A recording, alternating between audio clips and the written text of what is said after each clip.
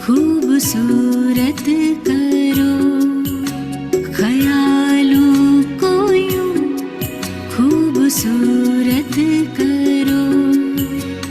दिल खुदाई मोहब्बत से भर जाएगा, ख्वाबों को तुम खुशनुमा पाओगे, ख्वाबों को तुम खुशनुमा पाओगे। आसमां से जन्नत उतर आएगा,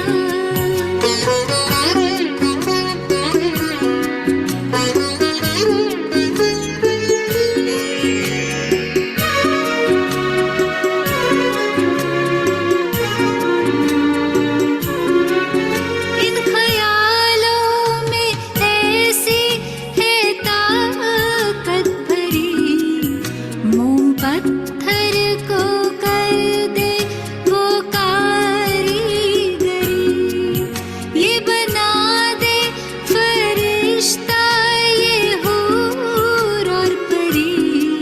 क्या गजब की है इनकी भी जादूगरी, इनसे सारे ज़माने की खिदमत करो, इनसे सारे ज़माने की खिदमत करो।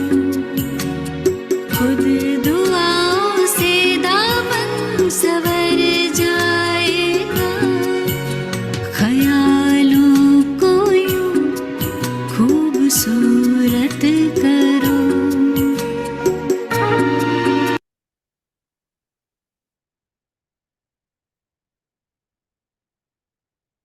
ओम शांति। कर्मों की गुह्य गति के ज्ञाता स्वयं प्यारे बाबा के द्वारा हम सभी को जो कर्मों की गति पता चली है, उसमें हम जान गए हैं कि सिर्फ स्थूल कर्मों का नहीं, लेकिन हमारी संकल्पों का, हमारी भावनाओं का भी कार्मिक अकाउंट बनता है और उसी आधार पर आत्मा प्रारब्ध पाती है। जब हम बात करते हैं सतयुग के महाराजा बनने की, द्वापर युग से भक्तों के इष्ट देव बनने की, तो उसमें जितना हमारा स्थूल रूप का पुरुषार्थ इम्पोर्टेंट है, उससे भी कई गुना ज्यादा हमारे संकल्पों की क्वालिटी क्या है, कितनी शुद्धि, कितनी संपूर्ण पवित्रता मेरी भावनाओं तक है, ये बहुत बहुत मायने रखता है। दुनिया में ऐसे लोग हैं जो स्थूल रूप की शुद्धि का ध्यान रखते हैं, स्थूल रूप से ऐसे कोई कर्म नहीं करेंगे जिससे किसी को दुख मिले, लेकिन बाबा ने बहुत गहरी गति हम सभी को समझाई है और हमारे संकल्पों पर वो अटेंशन दिलाया है, ताकि उस आधार पर हम गलती से भी सूक्ष्म मात्र भी किसी तरह का पाप कर्म ना कर सके। ऐसे संकल्प शक्ति का महत्व बताते हुए आज बाबा ने बताया है कि किस तरह से हमारे संकल्पों की शक्ति क्या क्या कार्य कर सकती है। मनसा सेवा जिसे बाबा कहते, उस मनसा सेवा के द्वारा न सिर्फ अपने आप को, लेकिन जिनकी हम सेवा कर रहे हैं उनको क्या क्या अनुभूतियां होगी, प्रैक्टिकल क्या वो आत्माएं महसूस करेंगी, इसको भी बाबा ने आज क्लियर कहा है। कई बार शब्दों में बताकर कोई व्यक्ति नहीं सुधरता है, लेकिन हमारे संकल्पों की शक्ति में इतनी पावर, इतना बल है जो हर आत्मा के कड़े से कड़े संस्कारों को भी वो बदल सकती है। अभी तक चाहे हमारी सेवाओं को देखते, इतना बेहद विशाल कार्य को देखते, हो सकता है कि किसी की आंखें अभी तक नहीं खुली है कि ये परमात्मा का कार्य है, विश्व परिवर्तन हो रहा है, लेकिन हमारी मनसा संकल्पों की शुद्ध शक्ति उनकी वो आंखें भी खुलेंगी। इस तरह की बहुत सारी बातें बाबा ने संकल्प शक्ति के बारे में बताई है कि कैसे उसका प्रयोग करना है और उसकी रिजल्ट क्या होगी। तो मुरली को हम ध्यान से सुनेंगे ही, जैसे कि विधि है, बाबा के सामने अपने आप को उपस्थित महसूस करते हुए। लेकिन साथ साथ जो आज बाबा संकल्पों के बारे में बताने जा रहे हैं, बहुत अच्छे से अपने मन रूपी डायरी में हम नोट करेंगे इन बातों। स्थूल डायरी में तो करेंगे ही, लेकिन मन में भी ये प्रिंट होती जाए बातें, और उसी इंपॉर्टेंस को समझकर आगे से हम अपने संकल्पों का ध्यान रखेंगे। ठीक है?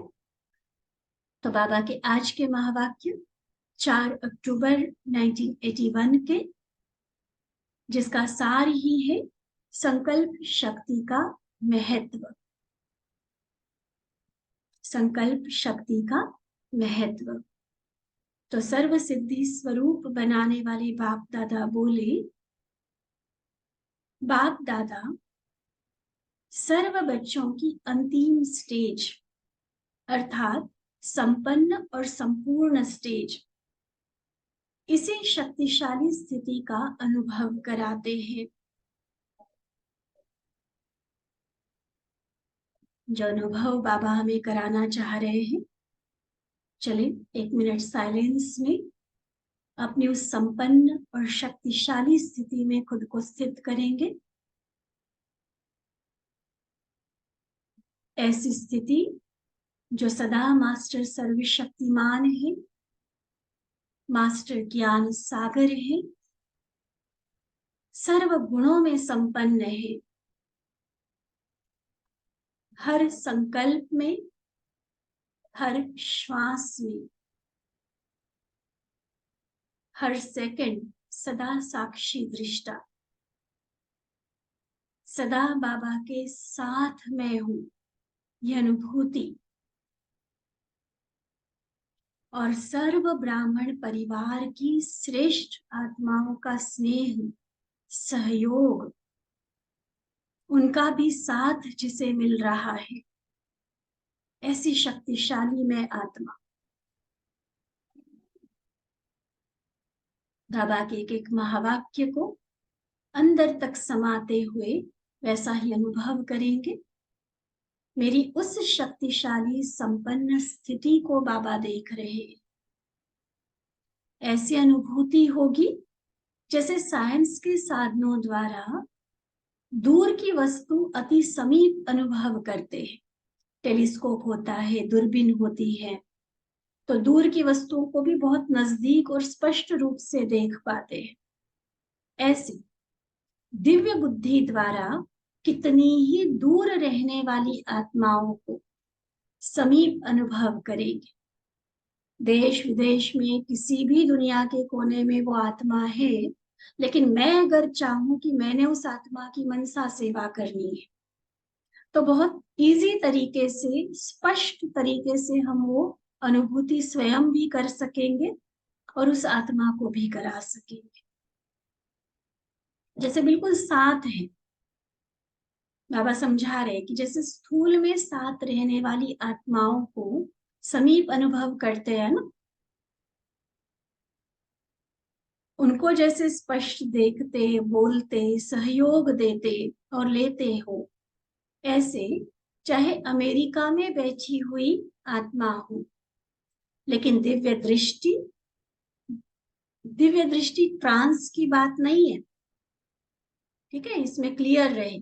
एक दिव्य दृष्टि शब्द बाबा यूज करते हैं साक्षात्कार, ध्यान में जाना, ट्रांस में जाना, उसको।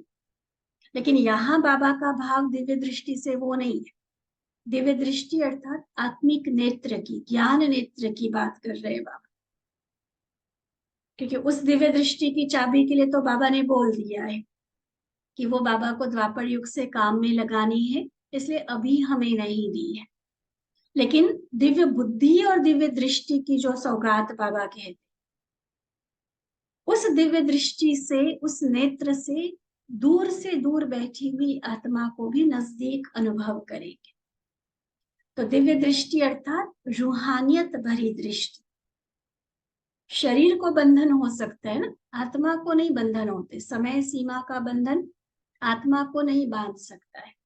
तो आत्मा आत्मा को देख रही है, आत्मा आत्मा को कुछ वाइब्रेशंस दे रही है, सकाश दे रही है। तो वो रूहानियत भरी दृष्टि, जिस दृष्टि द्वारा नेचुरल रूप में आत्मा और आत्माओं का बाप भी दिखाई देगा। आत्मा को देखूं, यह मेहनत नहीं होगी, पुरुषार्थ नहीं करना पड़ेगा, लेकिन मैं हूं ही आत्मा, है ही सब आत्मा है। जैसे थोड़ा सा इमेजिन करो, जैसे बाबा बैठे हैं, ये मुरली मोस्टली ओम शांति भवन में या मेडिटेशन हॉल में चली हुई है, या हम सभी ने डायमंड हॉल का बाबा मिलन का अनुभव किया हुआ है। बाबा स्टेज पर बैठे हुए हैं, 5,000 की, 20,000 की, 25,000 की सभा बाबा के सामने है। क्या बाबा को हमारा ये नए नक्श रंग रूप दिखता होगा? कोई मोटा, कोई पतला, कोई साउथ इंडियन, कोई नॉर्थ इंडियन, कोई अमेरिका वाला, कोई यूरोप वाला, ऐसे दिखता होगा बाबा को? कोई बच्चे है, कोई नर है, कोई नारी है, ये दिखता होगा बाबा को? बाबा की नजर से उस हॉल में नजर डालो,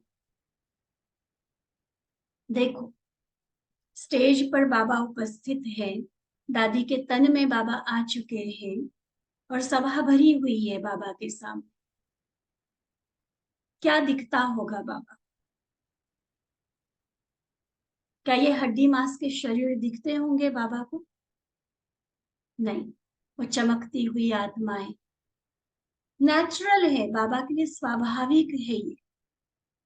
तो हम भी तो बाप समान बनने का लक्ष्य लेकर चल रहे हैं। तो बाबा अब हमारी स्थिति ये देखना चाहते हैं कि हमें मेहनत नहीं करनी पड़े, दिखे शरीर और फिर बार बार मन को समझाए, अरे नहीं मैं शरीर नहीं हूं, मैं तो आत्मा हूँ, मैं तो आत्मा हूँ। या जिसका भी शरीर दिख रहा है, रंग रूप दिख रहा है, फिर मन को हटाना पड़े कि नहीं नहीं, बाबा ने बोला है कि सांप को नहीं देखो, मणि को देखो, आत्मा को देखो, आत्मा को देखो। अभी भी हमें बहुत स्ट्रगल करनी पड़ती है ना? अभी की हमारी स्थिति ये है कि अभी हमें पुरुषार्थ करना पड़ता है।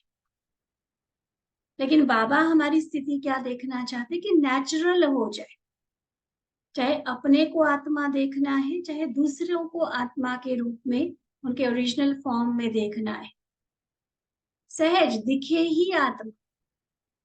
और बाबा को देखना भी इतना आसान, इतना स्पष्ट हो जाए। शरीर का भान ऐसे खोया हुआ होगा जैसे द्वापर से आत्मा का भान खो गया, जबकि असलियत थी कि मैं आत्मा हूं। फिर भी शरीर में रहते रहते रहते ऐसी आदत पड़ गई कि टोटली भूल गए आत्मा। अब बाबा कहते शरीर उस तरह से भूल जाए और मेरी असली पहचान के साथ मेरा जीवन चलता रहे। ठीक है? तो सिवाय आत्मा के और कुछ दिखाई नहीं देगा। आत्मा चल रही है, आत्मा कर रही है, सदा मस्तक मणि की तरफ तन की आंखें व मन की आंखें जाएंगी। बाप और आत्माएं, यही स्मृति निरंतर नेचुरल रहेगी। और उस समय की भाषा क्या होगी? एक रूह दूसरी रूह के साथ बात कर रही है, एक आत्मा दूसरी आत्मा के साथ मिलन मना रही है। तो भाषा कौन सी होगी? ये हिंदी, अंग्रेजी या और कोई ऐसी भाषाओं की जरूरत होगी वहां पर? ऐसा जो मिलन मुलाकात का वो सीन होगा, बाबा समझाते श्रेष्ठ संकल्पों की भाषा होगी। भाषण करने वाले नहीं, आत्मिक आकर्षण करने वाले होंगे। बाबा ये जो बता रहे हैं ना, साथ साथ विजुलाइज करते चल, वही दृश्य अपने आप को दिखाते चले कि ये मैं हूं, जिसमें जिस स्वरूप में बाबा मुझे देखता है, कि मुझे दिखती ही आत्मा है। बाबा दिखता है, मुझे शरीर से नजर हटा के आत्मा पर टिकाने की मेहनत नहीं जरूरी है। और श्रेष्ठ संकल्पों की भाषा से मिलन मुलाकात हो रही है। मुझे भाषण नहीं करना पड़ रहा है ये बताने के लिए कि भगवान को याद करूं, ये बताने के लिए कि आत्मिक स्थिति में टिकूं, ये बताने के लिए कि सतयुग दुनिया आ रही है और मैं देव बनने वाली आत्मा हूं। प्रैक्टिकली वो आत्मिक आकर्षण आत्माओं को हमारी तरफ खींचेगी, बोलने से नहीं, लेकिन स्थिति के द्वारा, श्रेष्ठ जीवन के दर्पण के द्वारा सहज ही स्वरूप अनुभव कराएंगे। मुख के बजाय आपके नयन स्वरूप अनुभव कराने का साधन बन जाएंगे। देखो, ये तो हम सभी अनुभवी हैं कि बोलने से सेवा तो हम बहुत कर चुके हैं, और बाबा ने भी ठीक है बोलने का अर्थात मुरली का ही माध्यम अपनाया है हम सबको ज्ञान देने के लिए, लेकिन ज्ञान देकर किसी को सुधारना और प्रैक्टिकल जीवन के द्वारा किसी के अंदर बदलाव लाना, कौन सी बात ज्यादा सहज है, प्रभावी कौन सी बात है ज्यादा? बोलकर सेवा करके हमने बहुत देख लिया, 1000 5000 पता नहीं कितने हजारों को संदेश देंगे तब कोई एक दो आत्माएं जागती है। जो जागती है उनमें भी नंबरवार होते हैं, प्रजा क्वालिटी भी होती है, राजाओं की क्वालिटी भी होती है। मेहनत कितना करते हैं वाचा सेवा वाली, कम मेहनत नहीं है। 1 घंटा किसी को समझाना, आधा घंटा किसी को सिंपली मुरली सुनाना, इसमें भी दिमाग की कितनी एनर्जी लगती है। चाहे शरीर बैठा हुआ होता है, लेकिन तन के साथ मन की, दिमाग की शक्ति कितनी यूज होती है। और ऐसी शक्ति सारे दिन में हम पता नहीं कितनों पर लगाते हैं, लेकिन रिजल्ट कितनी कम होती है, परसेंटेज वाली रिजल्ट मिलती है। और वही अब जो स्थिति बाबा हमें बता रहे, रूहानियत वाली स्थिति, दिव्य दृष्टि वाली स्थिति, श्रेष्ठ संकल्पों की जहां भाषा है, जहां प्रैक्टिकल मेरा जीवन दर्पण बन रहा है, मेरी स्थिति के द्वारा आत्मिक आकर्षण आत्माओं को हो रही है, ऐसी स्थिति द्वारा जो हम सेवा करें, हम सोचे उसकी रिजल्ट क्या होगी? क्या एक भी आत्मा अनुभूति किए बिना रह सकेगी? ऐसी स्थिति के द्वारा जहां हम किसी की सेवा करेंगे, उसके मुख से, उसके दिल से मेरा बाबा शब्द निकलेगा ही निकलेगा। वो कुछ ना कुछ प्राप्ति किए बिना नहीं रह सकता, उसको मिलेगा ही मिलेगा। वो स्थिति बाबा हमारी देख रहे हैं। मुख नहीं, लेकिन नयन बोलेंगे, श्रेष्ठ संकल्पों की भाषा बोलेंगे, मेरा प्रैक्टिकल जीवन बोलेगा कि मैं क्या हूं, भगवान क्या है, और अब समय कौन सा चल रहा है। संकल्प शक्ति आपके मुख के आवाज की गति से भी तेज गति से कार्य करेगी। वो संकल्पों का महत्व अब देखना, नोट करते जाना। संकल्पों की शक्ति मुख के आवाज की गति से भी अधिक स्पीड से काम करेगी। इसलिए श्रेष्ठ संकल्पों की शक्ति को ऐसे स्वच्छ बना जो जरा भी व्यर्थ की अस्वच्छता न हो। संकल्प शक्ति का रूप तब लेंगे जब उन संकल्पों में अशुद्धि का एक कण भी ना रहे, अस्वच्छता नहीं रहे, बिल्कुल व्यर्थ का कूड़ा किचड़ा बिल्कुल खत्म हो जाए, एकदम रिफाइन। जैसे विमान उड़ान भरता है तो उसके लिए double triple refined petrol use किया जाता है, जो फ्यूल होता है वो ट्रिपल रिफाइंड होता है। और हमें तो आत्मिक उड़ान भरनी है, और न सिर्फ भरनी है, अनेकों को उड़ना सिखाना है। तो मेरे संकल्पों के ईंधन में, संकल्पों के फ्यूल में जरा भी अपवित्रता, जरा भी व्यर्थ का वो कण मात्र भी नहीं चलेगा। इसको कहा जाता है लाइन क्लियर। बाबा समझाते, इस संकल्प शक्ति द्वारा बहुत ही कार्य सफल होने की सिद्धि के अनुभव करेंगे। मतलब संकल्प इतने श्रेष्ठ होंगे कि वो सिद्ध हुए पड़े हैं। कार्य में मेहनत कम लगेगी, एनर्जी कम लगेगी, सफलता ज्यादा मिलेगी। इसको कहा सिद्धि स्वरूप। जिन आत्माओं को, जिन स्थूल कार्यों को व संबंध संपर्क में आने वाली आत्माओं के संस्कारों को मुख द्वारा या अन्य साधनों द्वारा अभी तक परिवर्तन करते हुए भी संपूर्ण सफलता अनुभव नहीं करते। होता है ना कई बार, वो हम कर तो लेते हैं काम, सेवा कर लेते हैं, लेकिन फुल संतुष्टि का अनुभव नहीं होता, संपूर्ण सफलता का अनुभव नहीं होता। कहते हाँ कर तो लिया, लेकिन जितना एक्सपेक्ट किया था ना उतना नहीं सफलता मिली, परसेंटेज कम लगती है। वो कैसी सेवा थी? मुख द्वारा या अन्य साधनों के द्वारा कर रहे थे। अब बाबा कहते कि संकल्प शक्ति के आधार पर वे सब उम्मीदें संपूर्ण सफल ऐसे हो जाएंगी जैसे हुई पड़ी थी, कि मैंने तो कुछ किया ही नहीं ऐसे लगेगा, बस हुआ पड़ा है। चारों ओर जैसे स्थूल आकाश में भिन्न भिन्न सितारे देखते हो, ऐसे विश्व के वायुमंडल के आकाश में विजन बनाओ। बाबा जो बता रहे, विश्व के वायुमंडल के आकाश में चारों ओर आप सफलता के सितारे चमकते हुए देखें।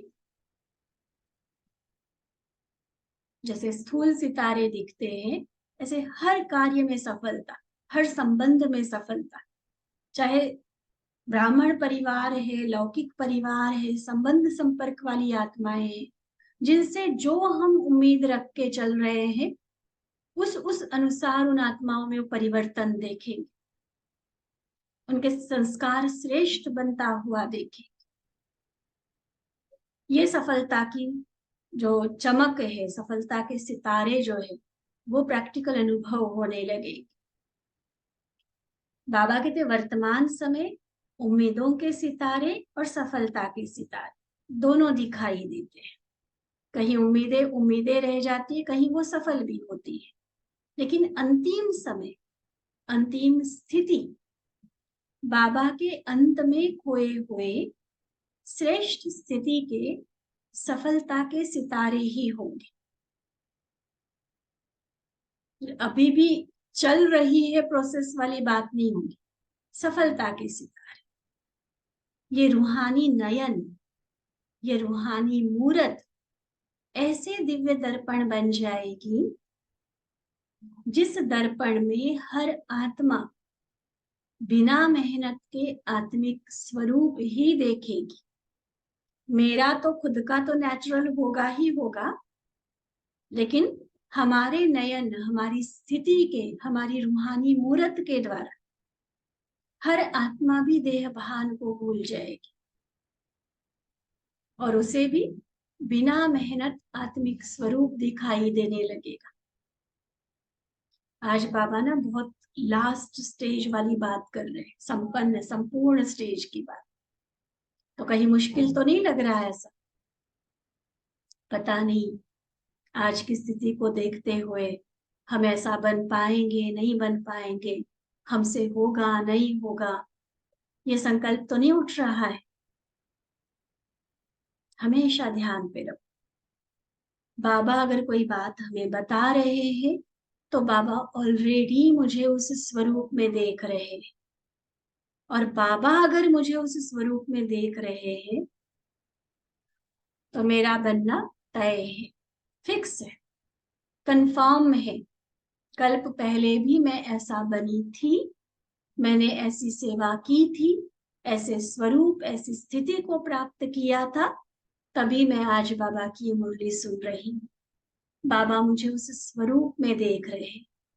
1%, आधा परसेंट भी अपने ऊपर निश्चय कम नहीं होने देना। ठीक है। तो जो जो स्थिति बाबा बता रहे, प्रैक्टिकली अभी से अनुभव करना शुरू करें कि ये मैं हूं। सेकंड में इस दर्पण द्वारा आत्मिक स्वरूप का अनुभव करने के कारण वो सब आत्माएं बाबा की तरफ आकर्षित हो, अहो प्रभु के गीत गाते देहभान से सहज अर्पण हो जाएंगे। दर्पण और अर्पण, इन दोनों शब्दों को जोड़ा बाबा। दर्पण बनेगी हमारी रूहानी नयन, रूहानी मूरत, जिसके द्वारा हर आत्मा आत्मिक स्वरूप में टिकेगी।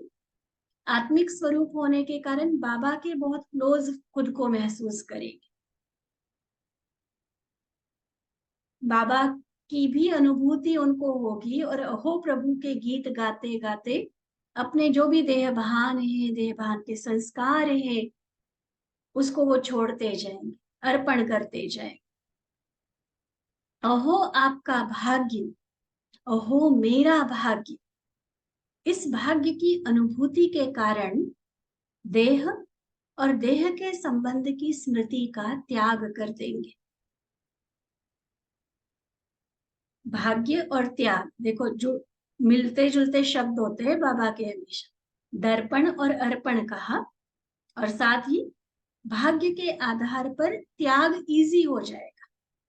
इतनी खुद को भाग्यशाली महसूस करेंगी कि वो देह भान और उसके रिलेटेड संस्कारों को छोड़ना, उसका त्याग करना इजी हो जाए।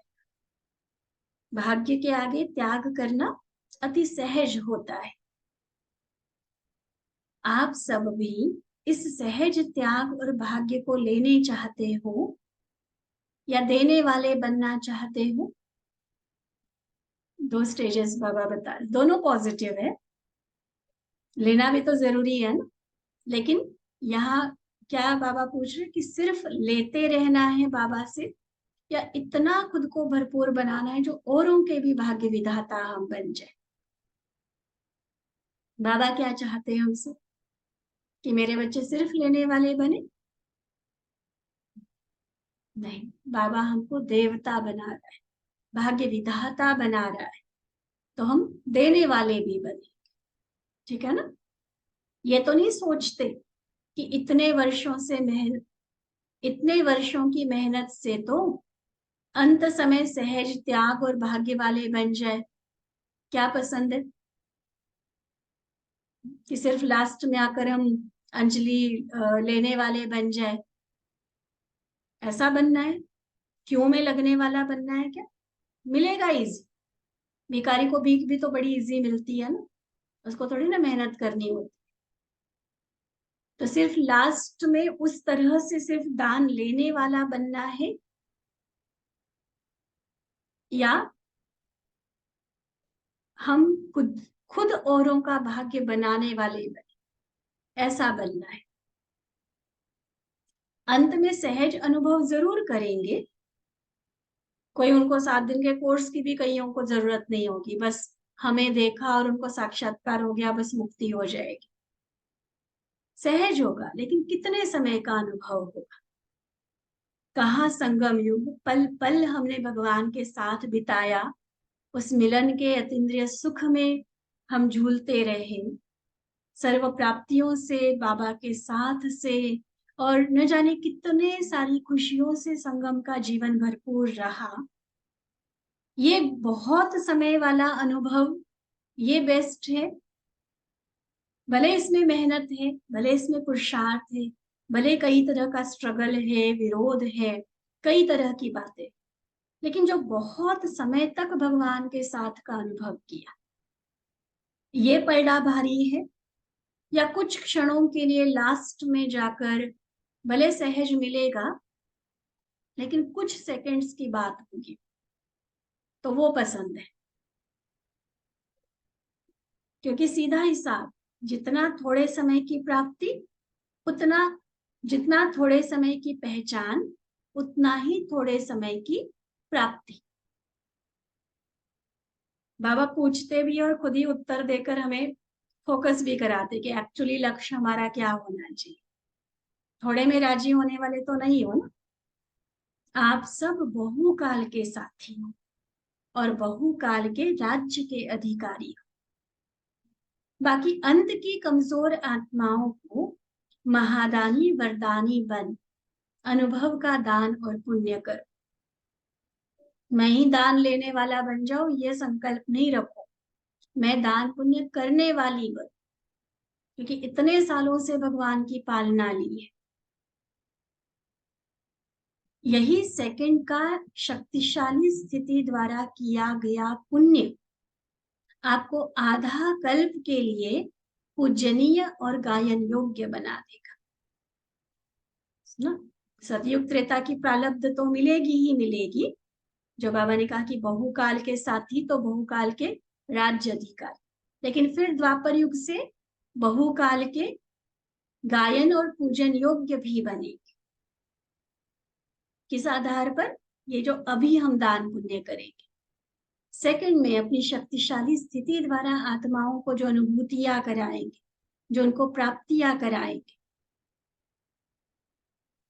क्योंकि अंतिम काल में आत्माओं के अंतिम समय में आप संपूर्ण आत्माओं द्वारा प्राप्ति के अनुभव और संपूर्ण स्वरूप के प्रत्यक्षता का संपन्न स्वरूप, यही अंतिम अनुभव के संस्कार लेकर आत्माएं आधा कल्प के लिए अपने घर में विश्रामी होगी। बहुत गहरी बात बाबा सुना रहे, ध्यान से सुनना। अभी हमने उनको अपनी शक्तिशाली स्थिति द्वारा महादानी वरदानी बनकर कुछ अनुभव कराया, कुछ प्राप्ति करवाई। उन्होंने हमारा वो संपन्न शक्तिशाली स्वरूप देखा और उसी अनुभव के संस्कार के साथ वो आत्माएं वापिस गई। अब वो आत्माएं सतयुग त्रेता में तो नहीं आने वाली है, आधा कल्प परम धाम में रुकी रहेंगी, रेस्ट करेंगी, और फिर हो सकता है उसमें से कुछ प्रजा बने, लेकिन ज्यादातर फिर भक्त बने। और वो भक्त कैसे बनेंगे? ये जो संस्कार आत्मा ले गई है उनके लिए जैसे हम ही भगवान हो गए, क्योंकि हमारे द्वारा मुक्ति मिली, हमारे द्वारा प्राप्ति हुई। इसलिए जब वो आत्माएं द्वापर युग में नीचे उतरेंगी तो वो हमारे ही इष्ट देव स्वरूपों की भक्ति शुरू करेगी। तब बाबा ने कहा कि ये समय है, चाहे प्रजा बनाओ चाहे भक्त बनाओ, अंतकाल जो अंतमति सो द्वापर युग में भक्तपन की गति में, अर्थात श्रेष्ठ भक्त माला की शिरोमणि आत्माएं बन जाएंगी। ये उन आत्माओं की बात बाबा कर रहे हैं जो हमसे कुछ ना कुछ प्राप्ति करके जाएंगे। बहुत पक्के भक्त हमने भी देखे होंगे अपने जीवन में, सभी ने। ऐसे ऐसे पक्के भक्त होते ना, हनुमान जी के भक्त तो हनुमान जी की, और पूरी मतलब जैसे नौधा भक्ति कहते हैं ना, हर तरह की विधि पूर्वक भक्ति वो करने वाले हो, पूरे मानने वाले। इतना तो कई बार हमें लगता है कि हम बाबा को नहीं याद करते होंगे, जितने ऐसे ऐसे पक्के भक्त होते हैं जो अपने इष्ट को याद करते हैं। तो इष्ट के प्रति ही उनकी श्रद्धा, उनकी भावना क्यों रही? क्योंकि अभी उनके द्वारा वो आत्माएं लेकर गई थी अंत में। तो अंतमति सो गति कहते हैं। अब अंतमति के बाद एक होता है कि पुनर्जन्म लेना, तो उसमें तो बाबा ने बहुत अच्छे से एक्सप्लेन किया हुआ है। लेकिन अभी पुनर्जन्म तो होना नहीं है, विनाश होगा, आत्माएं वापिस जाएंगी। और जब वो फिर वापिस आएंगी सृष्टि पर पार्ट बजाने, तो ऐसा नहीं कि परम धाम में उनके कोई संस्कार इमर्ज रहेंगे, परम धाम में तो मर्ज हो जाएंगे आत्मा के संस्कार। लेकिन दोबारा जब वो आत्माएं शरीर लेंगी, इस रंगमंच पर सृष्टि पर जब वो आएगी, तो वही अंतकाल वाले संस्कार उनके इमर्ज होंगे और वो शिरोमणि भक्त, बहुत पक्के भक्त जिसको कहा जाता है, ऐसे वो बन जाएंगे।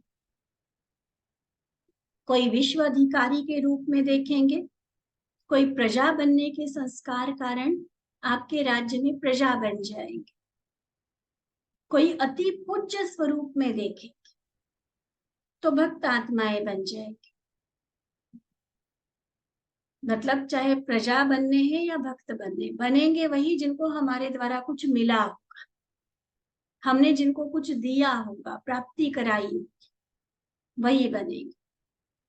तो ऐसी श्रेष्ठ स्थिति, जिस स्थिति द्वारा इतनी सिद्धि को पाएंगे, ऐसी श्रेष्ठता का अनुभव कर रहे हो। वर्तमान में भी प्राप्तियां बताई बाबा ने, अंतकाल कैसे आत्माओं को हम प्राप्तियां करा सकेंगे वो बताया। उस आधार पर सतयुग में जो राज्य अधिकारी हम बनेंगे वो प्राप्ति है, और फिर आधा कल जो हम इष्ट देव के रूप में गाए और पूजे जाए। देखो, और है सारा आधार हमारी स्थिति पर। तो ऐसी श्रेष्ठ स्थिति अपनी अनुभव कर रहे हो। बाबा कहते संकल्प के खजाने के महत्व को जानते हुए श्रेष्ठ संकल्प की शक्ति जमा कर रहे हो। तो समझा अंतिम स्टेज क्या है। बाप दादा भी तो आवाज से परे जाएंगे या आवाज में ही आते रहेंगे। प्रैक्टिस करो आवाज में कम आने की। देखो, ये प्रैक्टिस अपने आप में जो कोई करता है ना, उसको उसकी प्राप्ति पता चलती है। मौन का अभ्यास, साइलेंस का अभ्यास बहुत जरूरी है। तो वाचा में आओ, अदरवाइज ऐसे ही हम हंसी खेल कर रहे हैं, बिना मतलब की बातें एक दूसरे को बोल रहे हैं, भले निगेटिव नहीं है, लेकिन वो हंसी मजाक भी कई बार टू मच हो जाता है। बाहर मुक्ता में हम आ जाते हैं और वहां पर हमारी जो आंतरिक स्थिति की एनर्जी है वो हम वेस्ट कर देते हैं। इसलिए अंतर्मुखता का, मौन का, साइलेंस का अभ्यास, आवाज से परे स्थिति का अभ्यास बाबा ने कितनी न मुरलियों में बताया। तो प्रैक्टिस करो। अगर पूरा दिन, पूरा सप्ताह, पूरा महीना, ये तो हर एक के लिए पॉसिबल नहीं होता है, कोई बात।